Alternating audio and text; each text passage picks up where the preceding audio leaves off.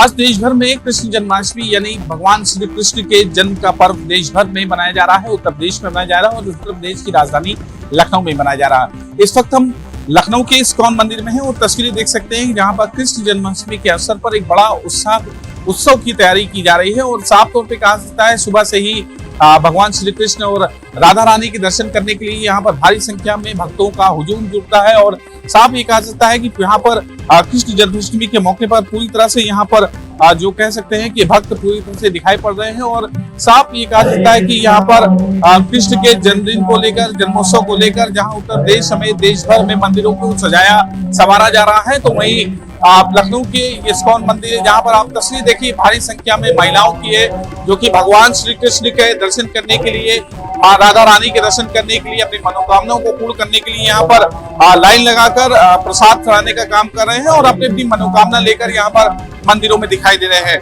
तो ये कृष्ण जन्माष्टमी को एक त्योहार के रूप में भी कहीं ना कहीं जो हिंदू समाज है वो कहीं ना कहीं मनाता है और साफ कहा जाता है कि उत्साह के रूप में इस जन्मोत्सव को मनाया जाता है और एक ये ऐसा पर्व है जो हमारे जीवन में नकारात्मकता को दूर करने के साथ सकारात्मक ऊर्जा प्रदान करने का काम करता है। और ये ऐसा कह सकता है जन्माष्टमी के मौके पर जहाँ कृष्ण जन्मोत्सव के आधार पर झांकी बनाई जाती है, छोटे छोटे बाल कृष्ण बनाए जाते हैं, राधिका गोपियां बनाई जाती हैं और तो वहीं ये कह सकता है कि ये मात्र नहीं बल्कि कई इससे लाभ भी होते हैं और साफ एक ऐसे बड़ी संख्या में यहाँ पर जो कह सकते हैं कि बेटियां हैं, कन्याएं हैं, वो दर्शन कर रही हैं और अपने अपने भक्तों को रूप में दर्शन करने का काम कर रही है। और यहाँ देखिए ये एक बड़ी लाइन रूप में भगवान श्री कृष्ण को मनाने का काम किया जा रहा है क्योंकि आज कृष्णाष्टमी है और कृष्ण भगवान को जो पसंद था वो कहीं ना कहीं यहाँ पर आए हैं और साफ ये कह सकता है कि पूरी तरह से भगवान श्री कृष्ण को रिझाने के लिए, उनके बाल स्वरूप के दर्शन करने के लिए यहाँ पर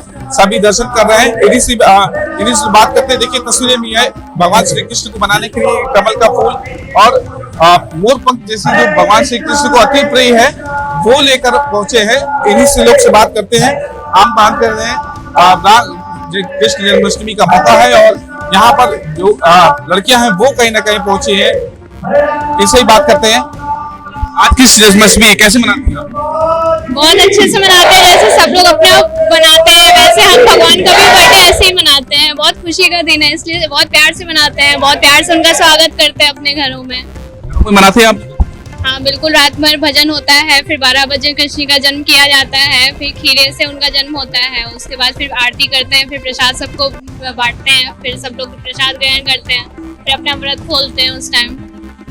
प्रभु श्री कृष्ण को मनाने के लिए कहा सकता है कि सभी यहाँ पर व्रत रखते हैं और साफ तौर पे सबका कहना है कि हम भजन कीर्तन घर में भी करने का काम करते हैं और प्रभु को जो चीजें प्रिय है उनसे भोग उनका लगाते हैं। और इससे तमाम देखिए बड़ी संख्या में महिलाएं भी इसमें उपस्थित हैं, लड़कियां भी उपस्थित हैं और ये कहा सकता है कि पूरी तरह से कृष्ण जन्मोत्सव को लेकर सभी के अंदर उत्साह दिखाई पड़ता है और कहीं ना कहीं उत्साह इसलिए दिखाई पड़ता है क्योंकि कृष्ण के बाल रूप को हमेशा दुनिया ने देखा है और जाहिर सी बात है इनके बाल रूप को सभी अपने आप में देखने का काम करते हैं। और देखिए ये महिलाएं हैं, इनसे ही बात करते हैं, माता जी से बात करते हैं।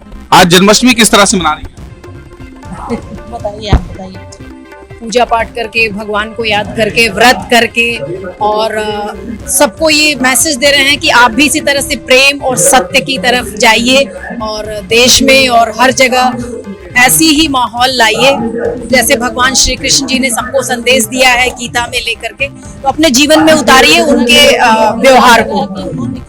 भगवान श्री कृष्ण के जो संदेश है उनको जीवन में उतारे हैं और साफ कहा सकता है कि क्योंकि इससे नकारात्मक खत्म होती है, सकारात्मक सोच आती है, उसको लेकर कहीं ना कहीं देश भर में लोग अपने अपने घरों में श्री कृष्ण की जन्माष्टमी मनाते हैं और बड़ी संख्या में यहाँ पर लड़कियां पहुंची हैं, पुरुष पहुंचे हैं भगवान श्री कृष्ण और राधा रानी के दर्शन करने के लिए। ये इस्कॉन मंदिर की तस्वीरें हैं जहां पर बड़ी संख्या में भगवान श्री कृष्ण को रिझाने के लिए तमाम लोग सुबह से ही लाइनों में जुटे हैं और रात में 12 बजे भगवान श्री कृष्ण का जन्म होगा तब कहीं ना कहीं इस उत्साह के रूप में उत्तर प्रदेश समेत उत्तर प्रदेश की जेलों में, उत्तर प्रदेश के थानों में और कहीं ना कहीं खुद पुलिस लाइन में आज सीएम योगी आदित्यनाथ कार्यक्रम में शामिल होंगे और प्रभु जो श्री कृष्ण हैं उनके जन्मोत्सव को मनाने का काम किया जाएगा। श्री कृष्ण जन्माष्टमी का उत्साह आप देख रहे हैं, सारे भक्त अपनी अपनी सेवाओं में लगे हैं। कम से कम 250 से 300 लोग सेवादार हैं जो कि भगवान के अभिषेक से लेकर के श्रृंगार, फूल, बंगला, उसकी भगवान की ड्रेस, प्रसाद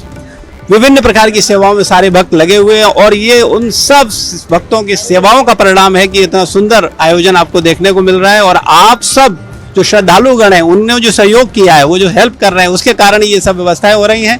तो आप सब कृपा पात्र हैं। जन्माष्टमी की आप सबको बहुत बहुत बधाई। कैमरा पर्सन दानिश के साथ नितेश सिंह, एएनबी न्यूज, लखनऊ। श्री कृष्ण जन्माष्टमी के उपलक्ष्य में अगर बात की जाए दिल्ली की, तो दिल्ली में जो मंदिर है उनको खूबसूरती के साथ सजाया गया है। इसी के साथ चाहे इस्कॉन टेम्पल की बात हो, बिरला मंदिर की बात हो या झंडेवाला मंदिर की बात हो, सभी मंदिरों को बहुत अच्छे से सजाया गया है। और अगर बात की जाए तो रात को 12 बजे इनमें जाकर के जो भक्त है वहाँ पर कृष्ण लला के दर्शन करेंगे। और इसी के साथ वहाँ पर जो तैयारियां, चाहे वो सुरक्षा की बात की जाए या स्वास्थ्य की बात की जाए, उसको लेकर के पूरी तरीके से दिल्ली पुलिस तैयार है कि आगे कोई भी अगर यहाँ इस तरीके की कोई अप्रिय घटना होती है तो उसको लेकर के क्या करना है। अमृत उपाध्याय, एएनबी न्यूज, दिल्ली। ਜਨਮਅਸ਼ਟਮੀ ਸ਼੍ਰੀ ਕ੍ਰਿਸ਼ਨ ਦੇ ਜਨਮ ਦਾ ਦਿਹਾੜਾ ਅੱਜ ਧੂਮਧਾਮ ਦੇ ਨਾਲ ਪੂਰੀ ਦੁਨੀਆ ਦੇ ਵਿੱਚ ਮਨਾਇਆ ਜਾ ਰਿਹਾ। ਅਸੀਂ ਇਸ ਟਾਈਮ ਖੜੇ ਹਾਂ ਮੱਠ ਮੰਦਿਰ ਦੇ ਕੋਲ, ਜਿਹੜਾ 20 ਸੈਕਟਰ ਚੰਡੀਗੜ੍ਹ ਦੇ ਵਿੱਚ ਪੈਂਦਾ। ਤੁਸੀਂ ਦੇਖ ਸਕਦੇ ਹੋ ਕਿ ਹੁਣ ਤੋਂ ਹੀ ਜਿਹੜੀਆਂ ਰੌਣਕਾਂ ਜਿਹੜੀਆਂ ਉਹ ਇੱਥੇ ਦੇਖਣ ਨੂੰ ਮਿਲਦੀਆਂ। ਕਾਫੀ ਜ਼ਿਆਦਾ ਸਟਾਲਸ ਜਿਹੜੇ ਨੇ ਵੱਖ-ਵੱਖ ਤਰ੍ਹਾਂ ਦੇ, ਚਾਹੇ ਉਹ ਗਲੀਚਿਆਂ ਦੇ ਸਟੂਲ ਹੋਣ, ਬਨਾਵਟੀ ਫੁੱਲਾਂ ਦੇ ਹੋਣ, ਮੂਰਤੀਆਂ ਜਿਹੜੀਆਂ ਨੇ ਉਹਨਾਂ ਦੇ, ਔਰ ਇਸ ਤੋਂ ਇਲਾਵਾ ਬੱਚਿਆਂ ਵਾਸਤੇ ਜਿਹੜੇ ਨੇ ਉਹ ਖਾਸ ਤੌਰ ਤੇ ਜਿਹੜੇ ਖਿਡੌਣੇ ਨੇ ਉਹਨਾਂ ਦੇ ਸਟਾਲ ਜਿਹੜੇ ਇੱਥੇ ਲੱਗੇ ਹੋਏ ਨੇ। ਇਸ ਤੋਂ ਇਲਾਵਾ ਰੈਡੀਮੇਡ ਕੱਪੜੇ ਜਿਹੜੇ ਨੇ, ਜਿਨ੍ਹਾਂ ਇੱਥੇ ਜਿਹੜੇ ਲੋਕ ਨੇ ਕਾਫੀ ਜ਼ਿਆਦਾ ਇੱਥੇ ਸਟਾਲ ਜਿਨ੍ਹਾਂ ਨੇ ਲਗਾਏ ਨੇ। ਸਟਾਲ ਵਾਲਿਆਂ ਵਾਸਤੇ ਵੀ ਇੱਕ ਮੇਲਾ ਜਿਹੜਾ ਕਾਫੀ ਕਿਹਾ ਜਾ ਸਕਦਾ ਮਹੱਤਵਪੂਰਨ ਮੇਲਾ ਹੈ। ਔਰ ਕਿਤੇ ਨਾ ਕਿਤੇ ਇਹ ਜਿਹੜਾ ਏਰੀਆ ਹੈ 20-21 ਸੈਕਟਰ ਦਾ, ਔਰ ਇਸ ਤੋਂ ਇਲਾਵਾ 21 ਔਰ 30 ਦਾ ਜਿਹੜਾ ਲਾਈਟਸ ਨੇ ਇੱਥੇ ਸ਼ਾਮ ਨੂੰ ਜਿਹੜਾ ਵਨ ਸਾਈਡਡ ਹੋ ਜਾਏਗਾ, ਕਿਉਂਕਿ ਇੱਥੇ ਲੱਖਾਂ ਦੀ ਗਿਣਤੀ ਦੇ ਵਿੱਚ ਜਿਹੜੇ ਸ਼ਰਧਾਲੂ ਨੇ ਉਹ ਸ਼੍ਰੀ ਕ੍ਰਿਸ਼ਨ ਜਨਮਅਸ਼ਟਮੀ ਦਾ ਤਿਉਹਾਰ ਜਿਹੜਾ ਉਹ ਇੱਥੇ ਮਨਾਉਣ ਲਈ ਪੁੱਜਦੇ ਨੇ। ਫਿਲਹਾਲ ਇੱਥੇ ਦੋਨੋਂ ਤਰਫ ਦੀ ਜਿਹੜੀ ਟ੍ਰੈਫਿਕ ਹੈ ਉਹ ਜ਼ਰੂਰ ਸੁਚਾਰੂ ਰੂਪ ਦੇ ਵਿੱਚ ਚੱਲ ਰਹੀ ਹੈ। ਦੋਨੋਂ ਤਰਫ ਦੇ ਉੱਤੇ ਜਿਹੜੀ ਟ੍ਰੈਫਿਕ ਜਿਹੜੀ ਹੈ ਚੱਲ ਰਹੀ ਹੈ, ਲੇਕਿਨ ਸ਼ਾਮ ਹੁੰਦੇ ਹੁੰਦੇ ਇਹ ਵਨ ਸਾਈਡਡ ਟ੍ਰੈਫਿਕ ਜਿਹੜੀ ਆ ਹੋਏਗੀ ਔਰ ਇੱਕ ਜਿਹੜੀ ਦੂਸਰੀ ਜਗ੍ਹਾ ਜਿਹੜੀ ਸਾਈਡ ਹੋਏਗੀ ਉਹ ਬੰਦ ਕਰ ਦਿੱਤੀ ਜਾਏਗੀ। 20-21 ਦੀ ਲਾਈਟ ਔਰ 20-30 ਦੀ ਜਿਹੜੀ ਲਾਈਟ ਹੈ ਚੌਂਕ ਆ ਉਹ ਵਨ ਸਾਈਡਡ ਕਰ ਦਿੱਤੇ ਜਾਣਗੇ। ਕਿਤੇ ਨਾ ਕਿਤੇ ਸੁਰੱਖਿਆ ਨੂੰ ਲੈ ਕੇ ਵੀ ਜੇ ਗੱਲ ਕੀਤੀ ਜਾਵੇ ਤਾਂ ਪੁਲਿਸ ਨੇ ਵੀ ਪੁਖਤਾ ਪ੍ਰਬੰਧ ਜਿਹੜੇ ਸੁਰੱਖਿਆ ਨੂੰ ਲੈ ਕੇ ਇੱਥੇ ਕੀਤੇ। ਔਰ ਦੇਰ ਸ਼ਾਮ ਤੱਕ, ਸ਼ਾਮ ਹੁੰਦੇ ਹੁੰਦੇ ਜਦੋਂ ਸ਼ਰਧਾਲੂ ਸ਼੍ਰੀ ਕ੍ਰਿਸ਼ਨ ਜਨਮਅਸ਼ਟਮੀ ਮਨਾਉਣ ਦੇ ਲਈ ਇੱਥੇ ਪੁੱਜਣਗੇ, ਉਸ ਨੂੰ ਲੈ ਕੇ ਜਿਹੜਾ ਪੁਲਿਸ ਵੱਲੋਂ ਜਿਹੜੇ ਟ੍ਰੈਫਿਕ ਪੁਲਿਸ ਹੈ ਚੰਡੀਗੜ੍ਹ ਦੀ ਜਾਂ ਜਿਹੜੀ ਦੂਸਰੀ ਪੁਲਿਸ ਆ ਉਹਨਾਂ ਵੱਲੋਂ ਸੁਰੱਖਿਆ ਦੇ ਇੰਤਜ਼ਾਮ, ਔਰ ਟ੍ਰੈਫਿਕ ਪੁਲਿਸ ਵੱਲੋਂ ਟ੍ਰੈਫਿਕ ਔਰ ਯਾਤਾਯਾਤ ਜਿਹੜੇ ਆ ਉਸ ਨੂੰ ਲੈ ਕੇ ਪੁਖਤਾ ਪ੍ਰਬੰਧ ਜਿਹੜੇ ਇੱਥੇ ਦੇਖਣ ਨੂੰ ਮਿਲਦੇ। ਔਰ ਕਿਤੇ ਨਾ ਕਿਤੇ ਜੇ ਕਿਹਾ ਜਾਵੇ ਜਿੱਥੇ ਸ਼ਰਧਾਲੂ ਨੇ ਉਹ ਜਿੱਥੇ ਇੱਥੇ ਆ ਕੇ ਆਪਣੀ ਸ਼ਰਧਾ ਦੇ ਫੁੱਲ ਮੱਠ ਮੰਦਿਰ ਦੇ ਵਿੱਚ ਆ ਕੇ ਸ਼੍ਰੀ ਕ੍ਰਿਸ਼ਨ ਜਨਮਅਸ਼ਟਮੀ ਦੇ ਉੱਤੇ ਜਿਹੜਾ ਆਪਣੇ ਸ਼ਰਧਾ ਦੇ ਫੁੱਲ ਚੜਾਉਣਗੇ, ਉੱਥੇ ਹੀ ਜਿਹੜੇ ਆਮ ਜਿਹੜੇ ਇੱਥੇ ਸਟਾਲ ਵਾਲੇ ਨੇ ਉਹ ਵੀ ਇਸ ਮੇਲੇ ਦੇ ਵਿੱਚ ਆਪਣੀ ਆਜੀਵਿਕਾ ਆਮਦਨ ਜਿਹੜੀ ਆ ਉਹ ਕਰਨ ਦਾ ਇੱਥੇ ਪ੍ਰਯਾਸ ਜਿਹੜਾ ਉਹ ਕਰਦੇ ਹੋਏ ਦਿਖਾਈ ਦੇਣਗੇ। ਕੈਮਰਾਮੈਨ ਵਿਜੇ ਦੇ ਨਾਲ ਰਾਜਨ ਗੁਸਾਈ, एएनबी न्यूज, चंडीगढ़। आज पूरे देश में भगवान कृष्ण का प्रकटोत्सव मनाया जाएगा, जिसको लेकर सभी जगहों पर मंदिरों को साफ सफाई की गई है, वहां पर तैयारी की गई है और उसको बकायदे से सजाया गया है। इस समय हम अमेठी के हनुमानगढ़ी मंदिर पर है। यहाँ पर आते हैं किस प्रकार से फूलों से मंदिर को सजाया गया है, लाइटें लगाई गई है और यही नहीं, इसको लेकर यहाँ के भक्तों में काफी उत्साह है।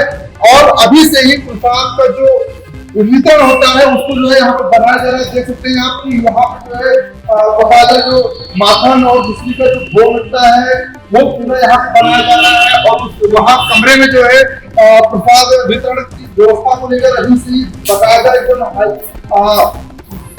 वो बनाया जा रहा है और अच्छे तरीके से उसको साफ सफाई का विशेष ध्यान देकर जो है उसको काम किया जा रहा है। और जो है आपको बता दें कि पूरे जनपद में चूंकि शासन स्तर से ये निर्देश दिया गया है कि तो पूरे जनपद के सभी थानों पर भी जो है पूरे तरीके से लाइटिंग की गई है, वहां पर भी जो है पूरी तरीके से उसको सजाया गया है। और जैसे ही शाम होगी वो लाइटों को जलाकर वहां पर जो मंदिर है वहां पर जो है विशेष पूजा किया जाएगा और वहां पर भजन कीर्तन होगा। और इसी के साथ साथ पूरे मंदिरों पर जो है भजन कीर्तन होगा। और जैसे ही भगवान का प्रकट होते हैं उसके बाद ही जो है धूमधाम से प्रसाद वितरण किया जाएगा। तो कहीं न कहीं लोगों में आज उत्साह देखने को मिल रहा है। सभी मंदिरों को भी विधिवत पूरी तरीके से सजाया गया है और लोग श्री कृष्ण के जन्मोत्सव को लेकर काफी उत्साहित नजर आ रहे हैं। आनंद कुमार वर्णवाल, मैं हनुमान गणेश समिति में सचिव के पद पर हूँ।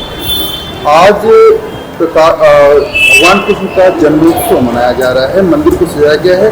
किस प्रकार से आप लोग आज कर रहे हैं? मंदिर की सजावट बिजली के झालरों से, फूलों से और भगवान का श्रृंगार किया जाता है।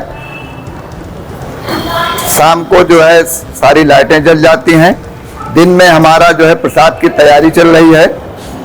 जो भी किस प्रकार का प्रसाद आप प्रसाद में हमारे यहाँ भगवान का चरणामृत रहता है और रामदाना की पंजड़ी रहती है। और ये कार्यक्रम भजन कीर्तन के साथ हमारा शुरू होता है और भजन कीर्तन हमारा चलता रहता है। उसके साथ साथ जो है मंदिर की सजावट, भव्य झांकी वगैरह सजाई जाती है। नगर के और अड़ोस पड़ोस के लगभग हजारों भक्त यहाँ पर आते हैं। रात में भजन कीर्तन के साथ साथ भगवान का जो है जन्मोत्सव 12 बजे रात में किया जाता है। तत्पश्चात भगवान का प्रसाद जो है सभी भक्तों में वितरित किया जाता है।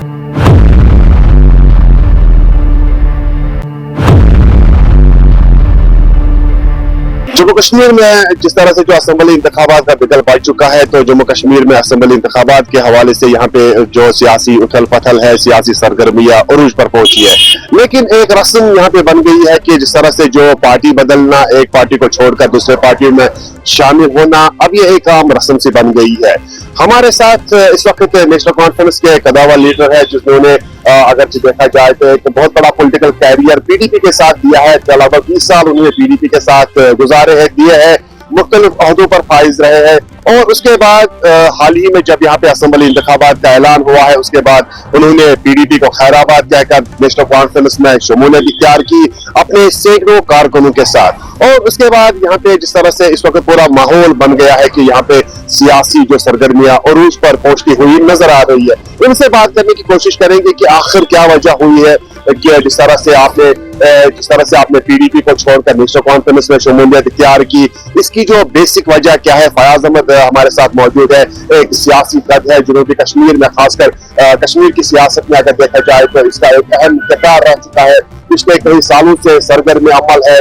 मुख्तलिफ जो पीडीपी के साथ इनकी जो बेसिक मेंबरशिप, बेसिक बुनियाद बनी थी, उसके बाद नेशनल कॉन्फ्रेंस में हाल ही में ज्वाइन किया है। और क्या वजह रही कि उन्होंने पीडीपी को छोड़कर नेशनल कॉन्फ्रेंस में शमूलियत इख्तियार की। फयाज साहब, आपका सबसे पहले खैर मकदम है।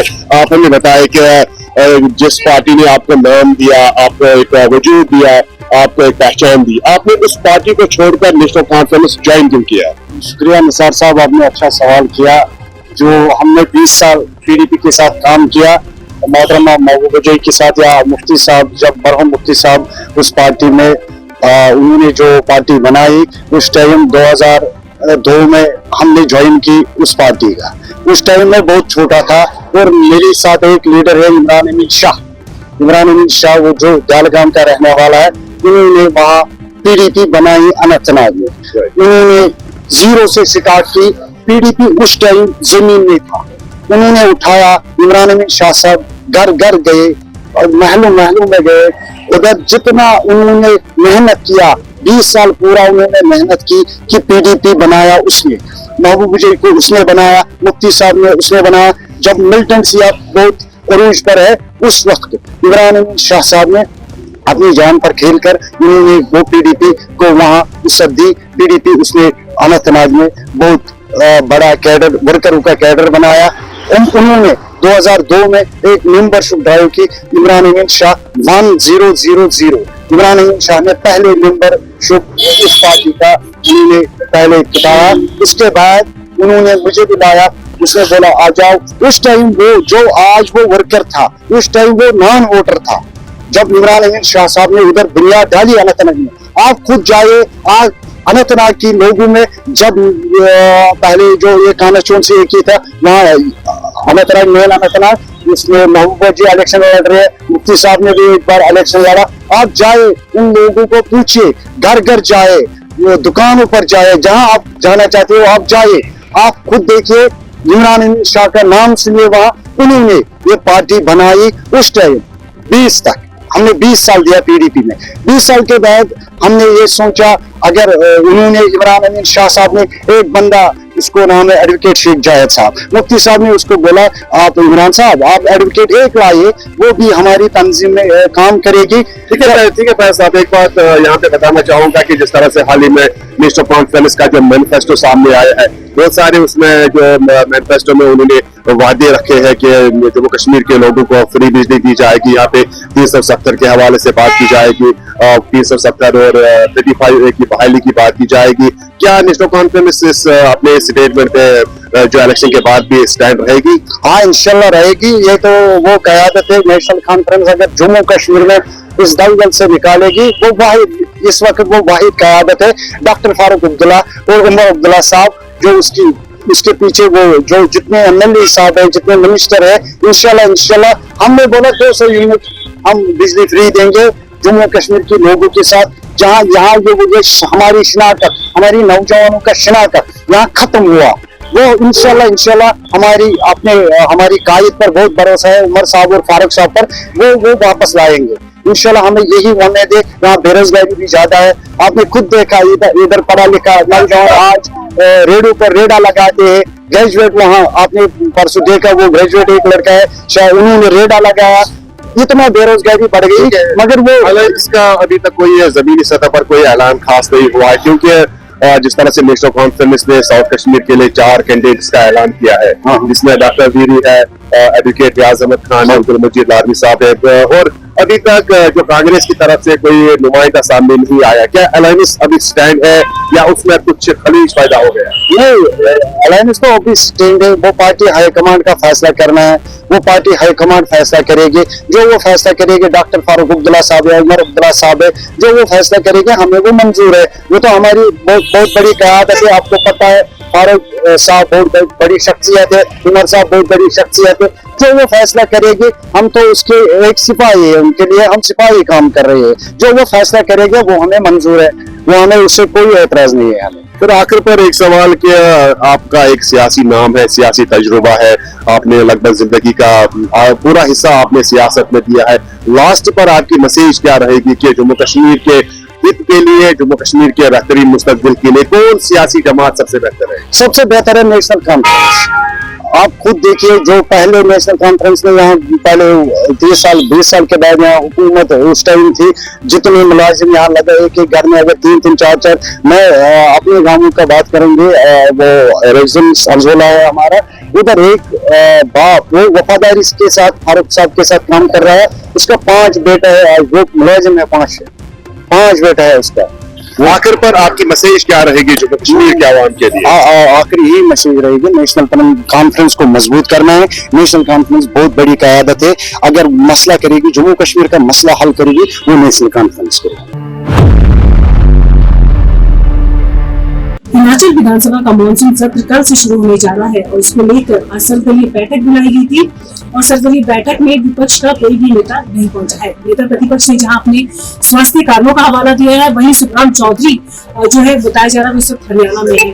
तो ऐसे में जो आज सर्वदलीय बैठक विधानसभा स्पीकर की तरफ से बुलाई गई थी, वहाँ पे केवल जो सत्ता पक्ष है उनकी तरफ से जो संसदीय कार्य मंत्री है हर्षवर्धन चौहान, वो पहुंचे थे। उन्होंने इस बात का कड़ा नोटिस किया। उन्होंने कहा है कि ये परंपरा जो विपक्ष डाल रहा है बिल्कुल अच्छी नहीं है और ये जो विपक्ष है उनको इस बैठक में जो है वो भाग लेना चाहिए था, क्योंकि इस बार जो बैठक है वो 10 दिनों तक चलनी है और पहली बार ऐसा है कि इतना लंबा जो है मानसून सत्र रखा गया है। हालांकि जो मानसून सत्र है 4 से 5 बैठकें उसमें होती है, लेकिन इस बार जो है 10 बैठकें इसमें इसीलिए शामिल की गई है ताकि जो विपक्ष के भी सदस्य हैं, जो भी सदस्य विधानसभा के हैं, वो अपनी बात जो है यहाँ पे रख सके। लेकिन ऐसे में विपक्ष का सर्वदलीय बैठक में ना पहुंचना अपने आप पे सवाल खड़े करता है। हालांकि अगर हम बात करें, कल से विधानसभा का सत्र शुरू होने वाला है। 936 जो प्रश्न है वो यहाँ पर पूछे जाएंगे विधायकों की तरफ से, और जो पिछली आपदा आई थी उसको लेकर भी जो है विधानसभा में चर्चा संभव है। और अभी अगर विपक्ष की हम बात करें विपक्ष ने अभी से अपने तेवर दिखा दिए कि वो किस तरह के तेवर यहाँ पे अपनाने वाला है, क्योंकि सर्वदलीय बैठक में वो शामिल नहीं हुआ है। तो इस बात से आप अंदाजा लगा सकते हैं कि आने वाले दिनों में कल से जो सेशन शुरू हो रहा है उसमें विपक्ष जो है काफी आक्रामक रूप जो है वो अपनाने वाला है। हालांकि भाजपा विधायक की बैठक हुई है, उसमें पूरी जो रणनीति है वो बनाई जाएगी। उसमें देखने वाली बात होगी कि जो भाजपा विधायकों की बैठक हुई है उसमें किस तरह की जो रणनीति है वो विपक्ष बनाता है। हालांकि सत्ता पक्ष इस रणनीति के तहत जो है वो पहले ही अपने सदस्यों को कह चुका है कि जो सदन के अंदर जो भी सवाल पूछे जाएंगे उस पर आक्रामक रूप रखे, ना कि डिफेंसिव वहां पे रहे। तो ऐसे में जो मॉनसून सत्र कल से 10 दिनों को शुरू होने वाले हैं वो काफी जो हंगामेपूर्ण तो रहेगा ही रहेगा, लेकिन जो जिस तरह से हम देख रहे हैं वो काफी रोचक यहाँ पे कह सकते हैं कि वो यहाँ पे रहने वाला है। शिमला से ANB न्यूज़ के लिए मैं जीना। ਪੰਜਾਬ ਯੂਨੀਵਰਸਿਟੀ ਦੇ ਸਟੂਡੈਂਟਸ ਯੂਨੀਅਨ ਦੇ ਇਲੈਕਸ਼ਨਸ ਨੂੰ ਲੈ ਕੇ ਆਮ ਆਦਮੀ ਪਾਰਟੀ ਵੱਲੋਂ ਵੀ ਤਿਆਰੀਆਂ ਸ਼ੁਰੂ ਕਰ ਦਿੱਤੀਆਂ ਗਈਆਂ।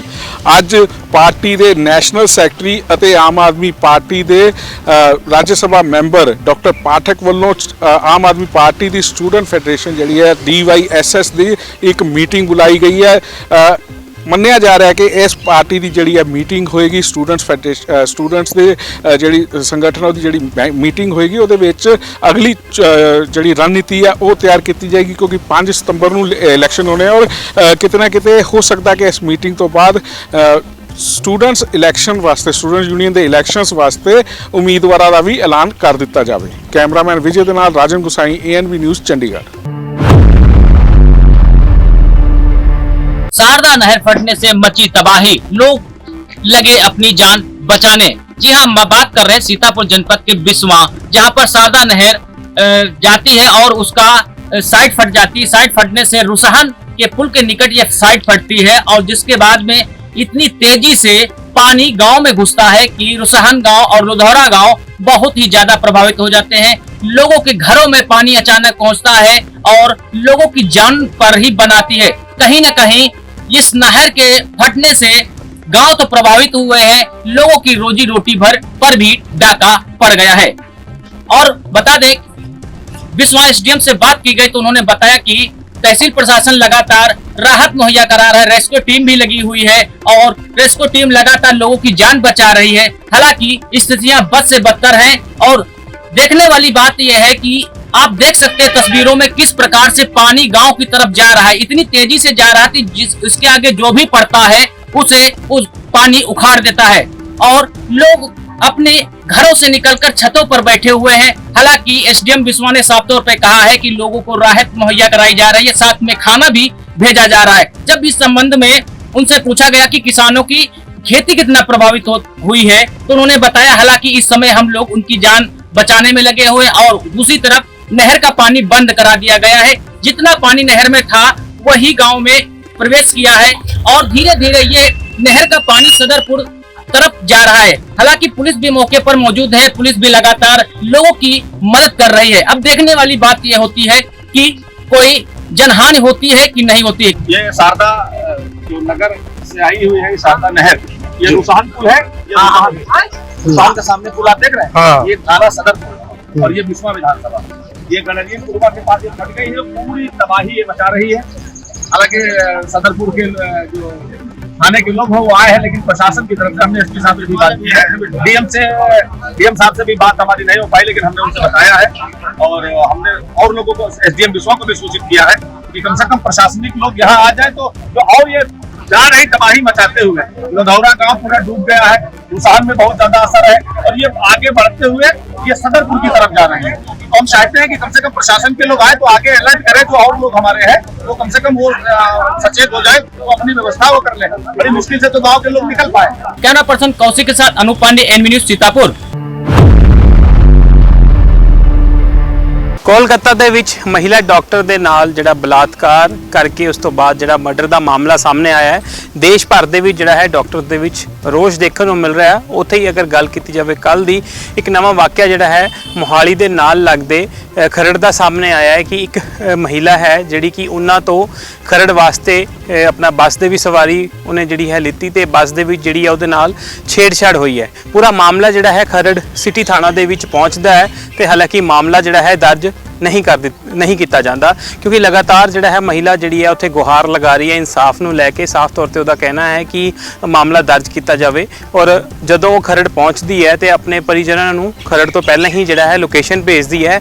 ਖਰੜ ਬੱਸ ਸਟੈਂਡ ਤੇ ਹੀ ਜਿਹੜਾ ਹੈ ਵਿਅਕਤੀ ਨੂੰ ਵੀ ਫੜ ਲਿੱਤਾ ਜਾਂਦਾ ਹੈ ਤੇ ਮਹਿਲਾ ਜਿਹੜੀ ਹੈ ਉਹ ਵੀ ਨਾਲ ਹੀ ਉਤਰਦੀ ਹੈ ਤੇ ਉਹਨੂੰ ਖਰੜ ਸਿਟੀ ਥਾਣਾ ਦੇ ਵਿੱਚ ਲੈ ਕੇ ਜਾਇਆ ਜਾਂਦਾ ਹੈ। ਮਗਰ ਹਾਲੇ ਤੱਕ ਜਿਹੜਾ ਹੈ ਕੋਈ ਮਾਮਲਾ ਜਿਹੜਾ ਹੈ ਦਰਜ नहीं किया गया। हालांकि अगर भरोसेमंद सूत्रां की गल की जाए तो महिला जी आरोप लगाती हुई दिख रही है कि उन्होंने जोड़े ने दबके मारे जा रहे हैं कि ये मामला जोड़ा है तुसीं उन्ना जाके दर्ज कराओ। हालांकि अगर गल की जाए जी IPC की धारा दे जी अमेंडमेंट हुई है उन्होंने हिसाब के नाल 0 FIR कट के जी है अगे की कार्रवाई जी है शुरू की जा सकती है। मगर पुलिस की नैगलीजेंसी जी है बिल्कुल देखने को मिल रही है तो लगातार महिला जी है इंसाफ की गुहार लगाती हुई दिख रही है। बात की जाए अगर जनपद लखीमपुर खीरी की विकास खंड नकाहा की, तो विकास खंड नकाहा के अंदर जो कि एक नाले का निर्माण कुछ माह पहले कराया गया था, उस नाले में कल शाम की बात है तो नंदी बाबा एक गिर गए थे। गिरने के बाद में जो सुबह हुई तो सुबह ग्रामीणों के द्वारा सूचना मिली तो ग्रामीणों के द्वारा वो नाला तोड़ करके निकाले गए हैं। जो कि खंड विकास अधिकारी नकाहा के जो अगर कोई भी पत्रकार फ़ोन से बात करना चाहता है तो फ़ोन रिसीव नहीं करते हैं। पत्रकारों से दूरी क्यों बनाए हैं, इसकी मतलब है कि विकास खंड नकाहा के अंदर भ्रष्टाचार चरम सीमा पर है, इसीलिए वो पत्रकारों से दूरी बना रहे हैं और जानकारी देने से कतराते हैं। NB न्यूज़ के लिए Masook Ali, Lakhimpur. All Assam student union की प्रेसिडेंट उत्पल शर्मा का बड़ा ऐलान। असम के नौगांव जिलों में घटित हुई सामूहिक बलात्कार की पीड़ित जो बच्ची थी उसकी पूरी पढ़ाई का खर्चा उठाएगी ऑल असम स्टूडेंट यूनियन। और ये ऐलान किया है ऑल असम स्टूडेंट यूनियन के प्रेसिडेंट उत्पल शर्मा ने। उत्पल शर्मा ने मीडिया से बातचीत करते हुए कहा कि जब तक वो बच्ची पढ़ेगी उतने दिनों तक ऑल असम स्टूडेंट यूनियन उस बच्ची की पढ़ाई का पूरा खर्चा उठाएगी। और उस घटना को लेकर अभी तक का अपडेट ये है कि अभी तक भी जो 2 आरोपी थे, 2 आरोपी अभी भी फरार है। 3 आरोपी ने ये घटना का अंजाम दिया था और उसके बाद ही एक आरोपी को पुलिस ने पकड़ा था और करीब 3:30 बजे उस आरोपी को घटनास्थल पर ले जाकर जो घटना है उसका रिक्रिएशन किया गया था और उस समय ही उस आरोपी ने वहां के एक तालाब में कूदकर बचने की कोशिश की थी, लेकिन वहां के तालाब में वो आरोपी डूब गया था। और उसके बाद पुलिस ने पूरी 2 घंटे तक उसकी तलाश की थी, लेकिन 2 घंटे के बाद उस आरोपी का सब बाहर निकाला गया है। और देखा जा रहा है कि अभी भी पूरे राज्य में विरोध प्रदर्शन चल रहा है उस घटना को लेकर है और पुलिस भी पूरी तरह से 2 आरोपी को ढूंढ रही है। असम से मैं संदनीरा, NB न्यूज। हरदोई के कछौना कोतवाली इलाके के रेलवेगंज में उस समय अफरा तफरी मच गई जब एक दबंग ने सफाई कर्मचारियों पर हमला कर दिया। हालांकि दबंग के कई साथी थे, लेकिन एक दबंग था जो छत पे चढ़ गया और उसने ईंट पत्थर के साथ ही कांच की बोतलें चलाई, धारदार हथियारों से हमला किया गया। कुल 5 सफाई कर्मचारी इसमें घायल हुए हैं, जिनमें से 3 को सामुदायिक स्वास्थ्य केंद्र कछौना में भर्ती कराया गया है, वहीं 2 को प्राथमिक उपचार के बाद घर जाने की छुट्टी दे दी गई। हालांकि इस घटना से पूरे सफाई कर्मचारियों में आक्रोश का माहौल है। अपर पुलिस अधीक्षक नपेन कुमार ने बताया कि तहरीर लेकर मुकदमा दर्ज किया जा रहा है और 2 आरोपियों को हिरासत में लेकर पूरे मामले में कार्रवाई की जा रही है। एक वीडियो सोशल मीडिया पर वायरल हो रहा था, इसके बारे में जब जानकारी की गई तो यह संज्ञान में आया कि ये थाना कछौना अंतर्गत रेलवे फाटक के पास का है, जहां पर सफाई की बात को लेकर इसमें वाद विवाद एवं मारपीट की घटना घटित हुई है। इस सूचना पर तत्काल पुलिस मौके पर पहुंची है। ये सुबह जो घटना लगभग 7 बजे के आसपास हुई है। इसमें पुलिस द्वारा दोनों को हिरासत में लिया गया है एवं तहरीर प्राप्त कर इसमें विधिक कार्रवाई की जा रही है। हरदोई से वीडियो जर्नलिस्ट मोहित के साथ मनोज तिवारी, NB न्यूज।